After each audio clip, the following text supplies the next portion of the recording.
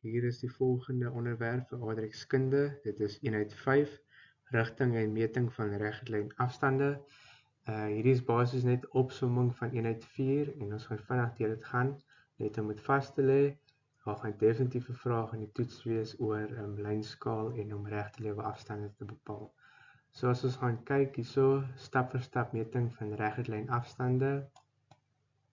So by punt 1 kies jy 2 plekke. Hulle sal natuurlik vir jou sê die 2 plekke, net as voorbeeld soos Kaapstad en Bloemfontein.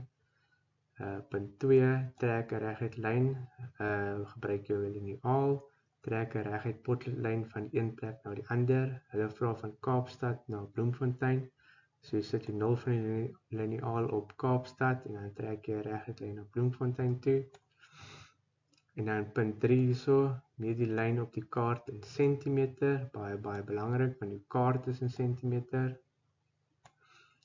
En dan sal jy sien, skryf byvoorbeeld dit neer, is 4.5 cm.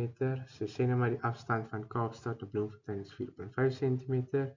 Dan sê hulle punt 4, gebruik die skaal om kilometer uit te werk. En ons sien op die kaart staan na 1 cm op die kaart, is gelyk aan 160 km op die grond. So jy doen die volgende, so die afstand in kilometer te bepaal, so jy die antwoord in centimeter maal met 160. Jy doen dit op die sakrekenaar, so jy tik in 4.5 maal 160 en dit sal vir die antwoord in kilometer gee.